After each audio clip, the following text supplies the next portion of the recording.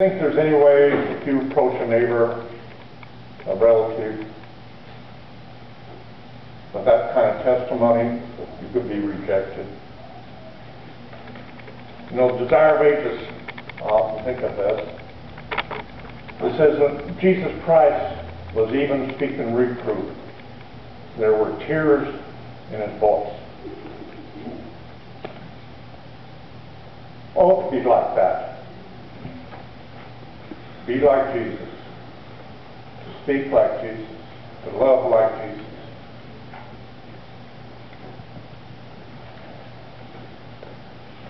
I wrote down a little quotation from Desire of Ages I was reading this week, chapter 14.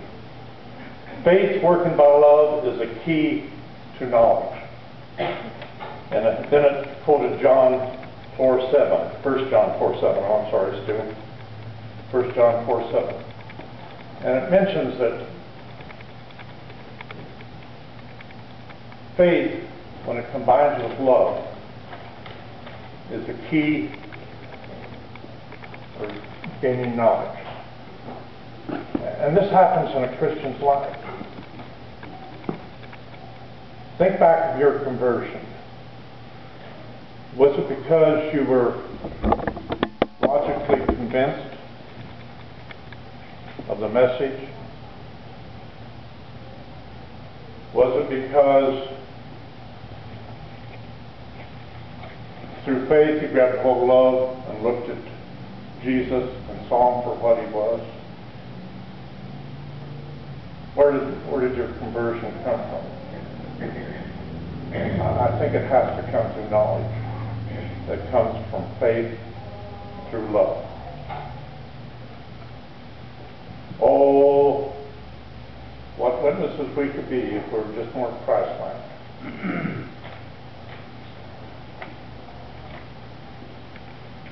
Okay, Stu, this push on, my time is disappearing. I'm going to have the committee up here pushing me down here. 40 through 42, please.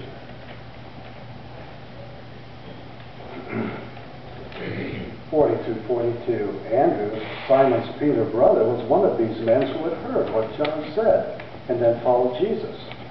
The first thing Andrew did was to go find his brother Simon and tell him, "We have found the Messiah," which means the Christ. Then Andrew brought Simon to meet Jesus. Looking intently at Simon, Jesus said, "You are Simon, the son of John, but you will be called Cephas," which means Peter. Can you remember that first love experience when you were converted? I remember I didn't know very much scripture, and I immediately launched out and went to several of my friends' homes and spent a big part of the evening trying to tell them about what I experienced. And most of it I flat bombed out. Didn't work too well. But that first love, you know, here, first thing he does is run to tell somebody else about it. It was love that motivated that.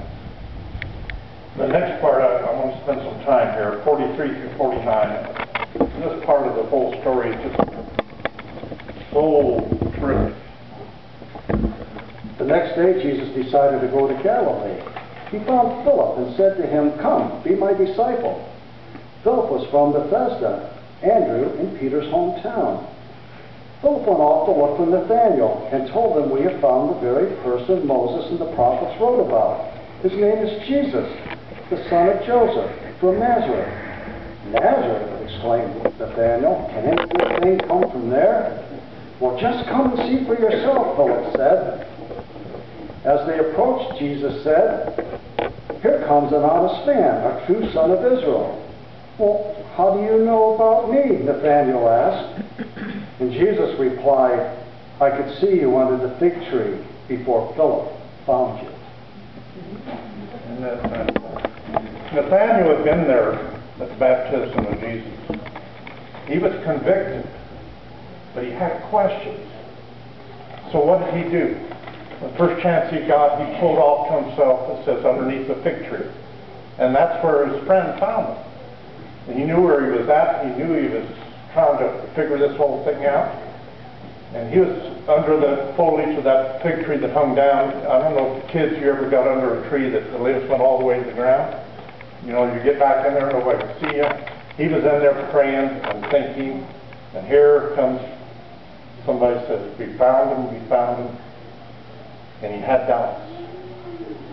But he was turning to the scriptures. He was praying. He was looking. And when he comes to Jesus, Jesus recognized him as an honest person. He had doubts, but that's okay. He was honest. He was looking for the evidence. I love that part. What a story that tells. And I think probably the majority of us that weren't raised as Adventists probably had that type of experience sometime. I know I struggled terribly with a lot of doubts. I kept trying to grab things, you know. The Holy Spirit was drawing me, and I was grabbing this, and I was grabbing that, and trying to resist. But that was okay. The Lord never gave up. The Holy Spirit was always there speaking. When I would put myself in a position where I could hear him. And that's what Nathaniel did. He went off, he read, he prayed, and here comes the answer. We found him. Come and see.